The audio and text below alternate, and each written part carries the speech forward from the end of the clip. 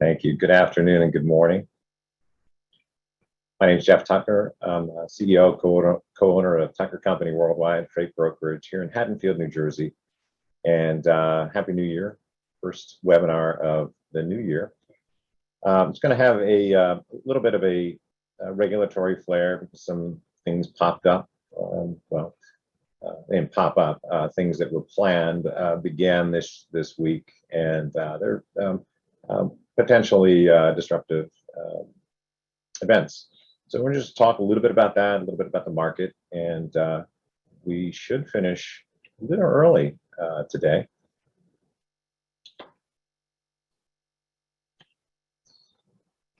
So the theme, obviously, since the early part of 2020 has been uncertainty, and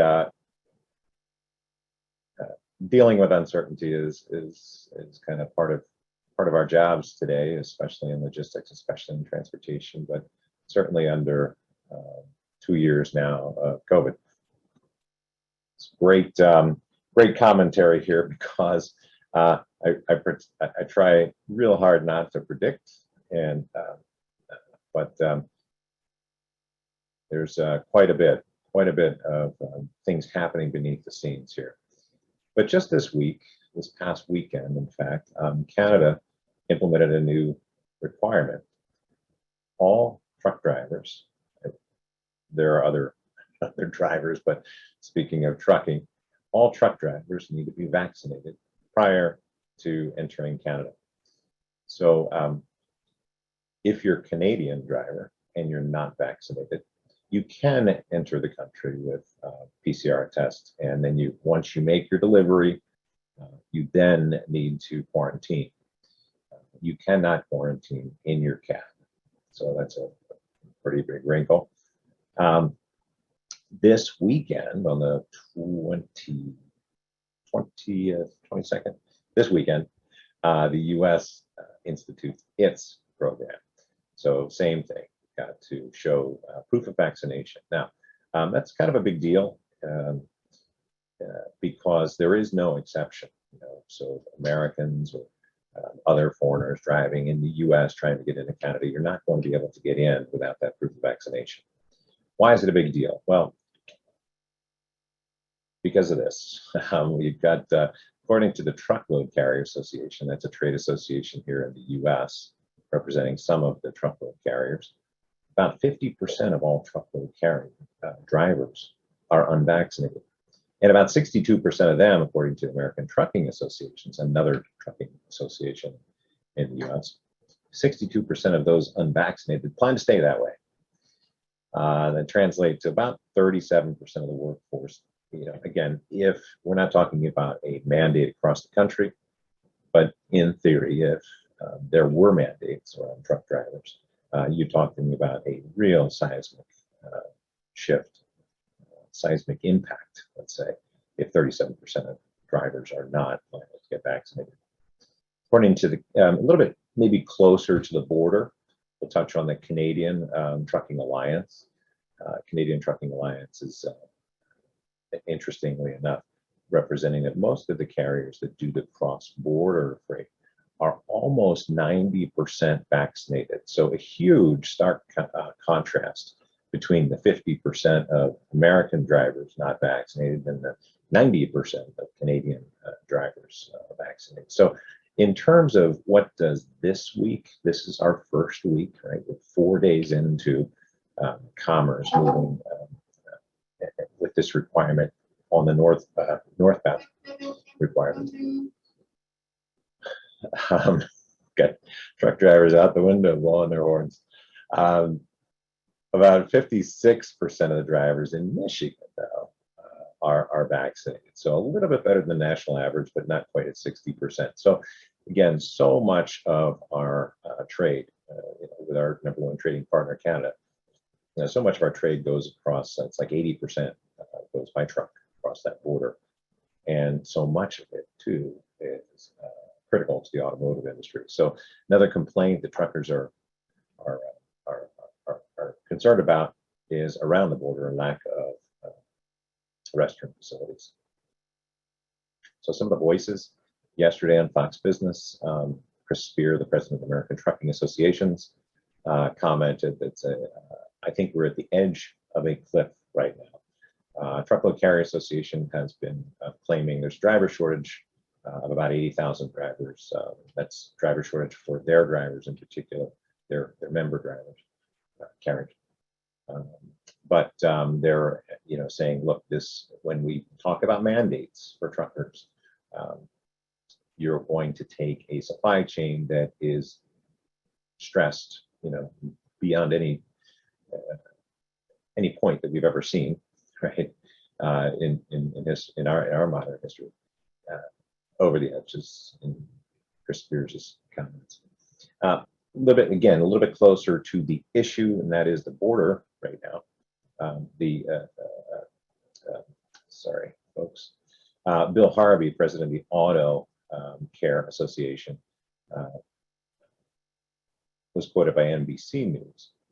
We believe any additional strains placed on the supply chain have the potential to exacerbate the situation and could cause the demands on both the automotive manufacturers and aftermarket to rise even further. So anyone who knows you've been trying to buy a new car, almost impossible. You're going to be on a 6-month wait list. Used car prices, and especially SUVs, are through the roof. And if you're in the trucking business, again, closer to home, closer to our topic, those costs have skyrocketed, and you may have to wait a year or two before new equipment is delivered. So these are big issues. Everything, the trucking marketplace is so intertwined and interdependent, that any little thing makes a big difference. Any little shock is felt across the country. And when we are strapped as tightly as we are at the moment, these kinds of things are impactful. And I'm not pro or against. I'm just laying it out for your consideration. And of course, the trucker specific VAX argument is age old. 2 years we've been talking about these issues, but Canada implemented this because their hospital beds are full, and they feel as if having foreigners, truck drivers come into their country and potentially fill more beds is just not something that their health system can handle. And of course, the cons are the age-old ones as well, age-old 2 years old, around individual freedoms, and the real practical point here is these tests are hard to come by. So drivers are driving, they're driving frequently, often, all the time, and just trying to find a PCR test at a convenient place where you can pull up with your tractor and trailer, not the easiest thing in the world. So from a practicality standpoint, this is a tough one for drivers to handle. Also, the trucking industry individuals point out that the rate of infection among truck drivers is much lower than the rate among the general population, and probably has to do with them being so isolated in the gaps, right? They don't have a lot of interaction with people. So those are the arguments.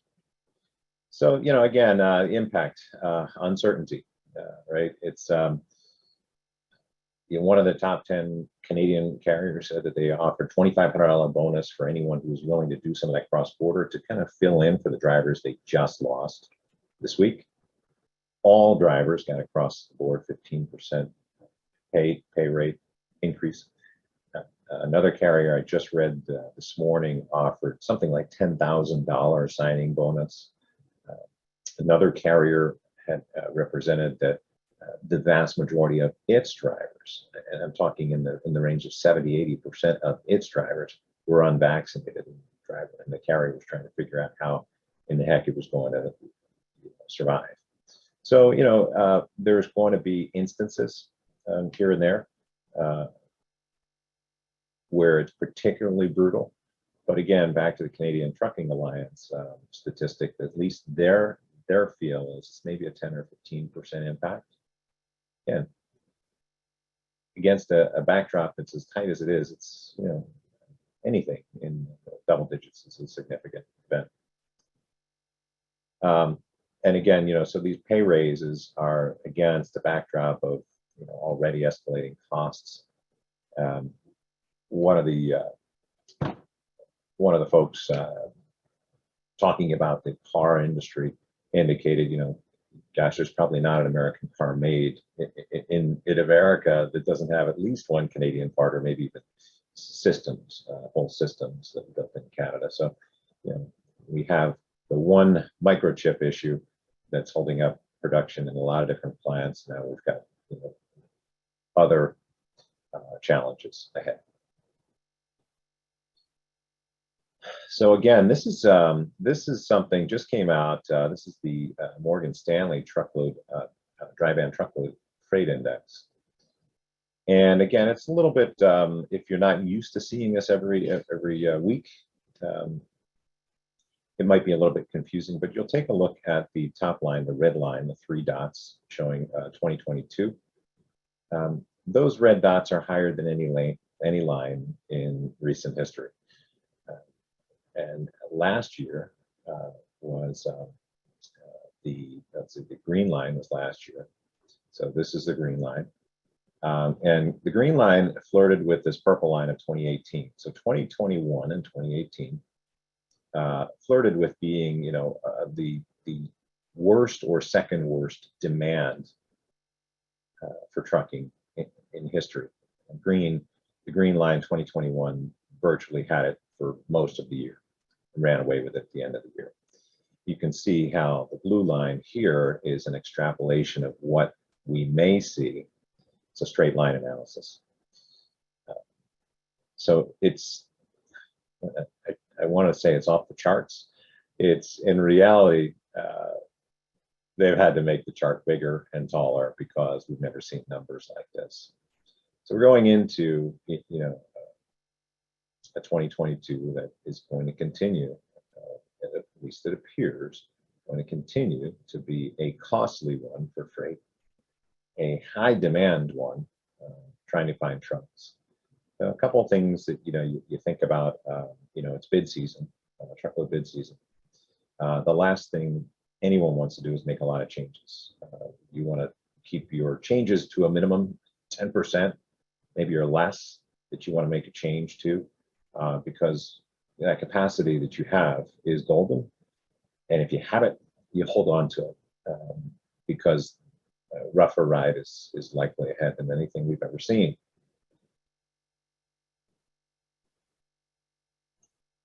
This from truckstop.com.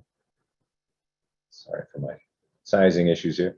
From truckstop.com is the spot rate, the dollars per mile. And it's really over since week 44 in 2020. So a little over a year and a quarter, roughly. And you can see that it's been a steady increase. Right? So back in week 44 in 2020, we were at like $2.45 or so a mile, and we're nearing $3.20 a mile today. So you can see there's when you look at the marketplace, when you look at what's happening with pricing, when you look at what's happening with demand, you can see pretty clearly that everything is getting pushed to new limits, to new levels of stress and uncertainty. So the White House has been involved. When you go all the way back to the very beginning of this pandemic in the US, of course, Europe was dealing with it for a month or two before it really we were in 2020. But if you go back to, remember back to the spring of 2020, when that supply chain got pretty screwed up pretty quickly, right? And it hasn't recovered yet. It's been a mess since. Right? I'm not quite sure when the end is for this mess, and if we might just be dealing with regular years of change. But one of one of the good things that came about is, this administration looked at what happened early in the pandemic and said, gosh, were it not for some magical um, release of container ships from China to the U.S. containing PPE, we might not have had PPE for our hospitals when they needed it most. So one of the reasons the White House created the supply chain task force was to kind of look at critical infrastructure. What can we live without? What war might we lose without firing a shot because we don't have critical necessary items here or in multiple locations around the globe? So great that we're looking at that. I think it's critically important, especially in today's day and age. And we've got Taiwan issues and we've got Russian issues.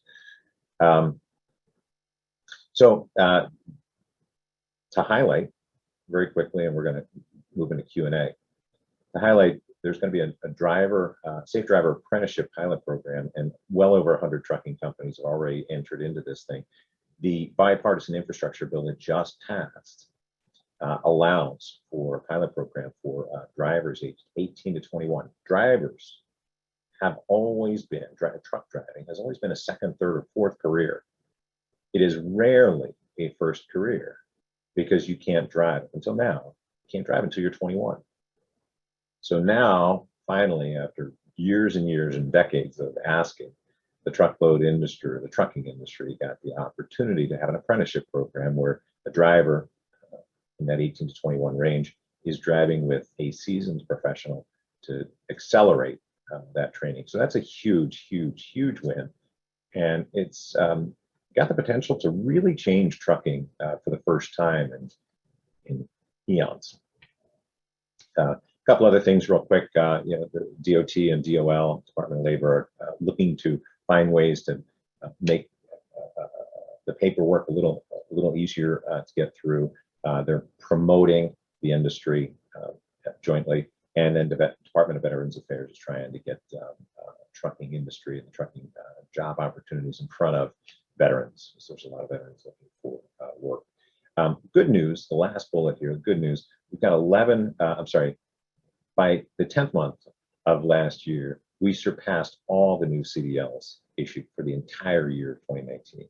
So we've been talking, Tucker's been talking for years about every month we're adding drivers. They're not in the places maybe all of our folks need them to be, but we are adding drivers, we are adding carriers. So with that, I think we are just about done. I want you to, we're going to move to Q&A, but I want you to save this date. We're pleased to have Lee Klasko, Senior Analyst for Bloomberg Intelligence, great transportation mind, talk to us next time, March 3rd at 12 p.m. So with that, I will stop talking and happy to answer any questions. Folks, you could use the chat bar and the Q&A if you have any questions. There was a question that was sent to us prior to the session, had to do with what days of the week is freight more expensive? And I struggled with that one because it really just depends. The general rules of thumb are end of the month, end of the quarter are the most expensive times. Holidays become expensive because drivers want to get home and they don't necessarily want to go to the places that we're accustomed to sending them. So that becomes challenging. But it's end of the month, end of the quarter primarily. But in a capacity startup environment like we're in today, it's it's dependent on season, it's dependent on location, and dependent on a variety of things like where is that load going. If that load's going to a desirable place, a lot easier to cover than a less desirable place. Desirable is not sunny and warm, like most of us would like to think. Desirable, where another hot freight market where there's easy freight to get out of and decent pay to get out of.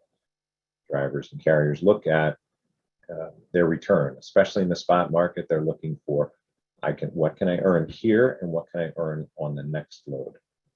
They're thinking 1, 2, 3 loads out, at least from a geography standpoint.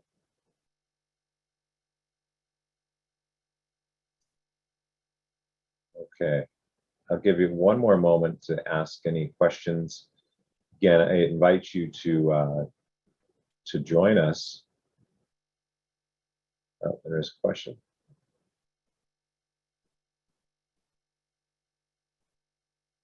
Okay. Any info for impact on the Mexican border? That's going to be our next. That's going to be our next week's. Kind of when the U.S. implements its border crossing vaccination. I think what a lot of folks are foreseeing is a stop at the border and a transfer of freight at the border in the short term, and that's something that is not well liked or appreciated by a lot of shippers. We will be sharing the presentation. This has been recorded, and everyone will get a link to the presentation.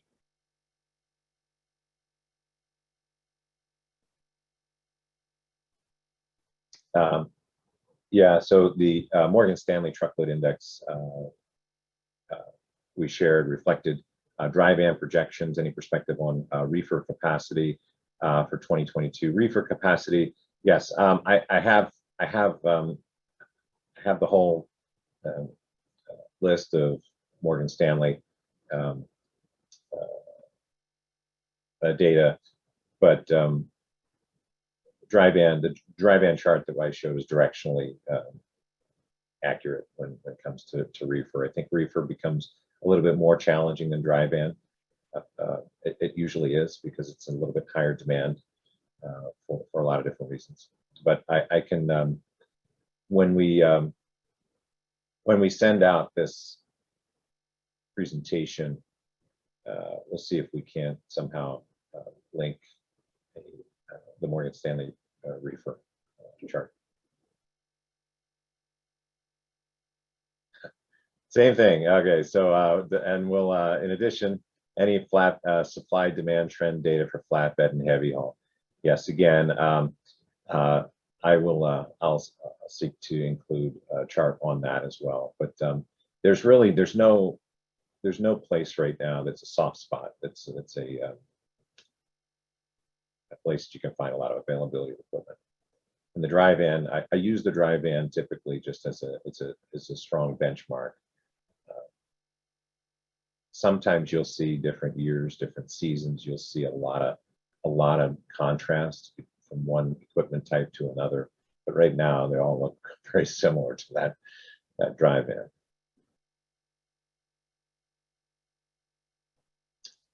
Another comment. $3 per mile current average rate, fairly accurate number for the near future using ballparking freight costs. We were on our Port Tucker rep ragged asking for quotes. No, you know, I wish you could use a number like that as a ballpark. It really, these numbers are entirely dependent on origin and destination combinations. You know, certain origins are hot, red hot. Right? You can find lots of trucks, or you can't find lots of trucks, and therefore you pay through the nose. And again, it's not just origin, it's destination too. So when you talk averages, averages are dangerous to utilize for freight planning, because they don't take into consideration origin, destination. It's to me, when I see the averages increasing, it's just one more indicator of that. Until there's something that happens significantly in this industry, we could go into recession. We go into recession. I don't think anyone's calling for that economically, but if we go into recession, all bets are off. All that data begins to do different things, and equipment begins to become more readily available. But right now, with the continued pressure that we have, to me, that's just an indicator that we are where we are, and doesn't look like it's slowing down anytime soon.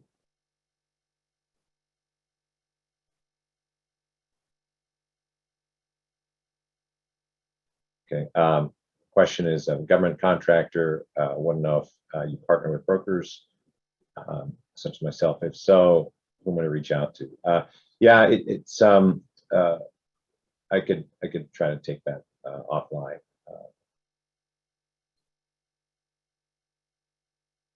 Okay. There any further questions? There is one. Okay. You're welcome.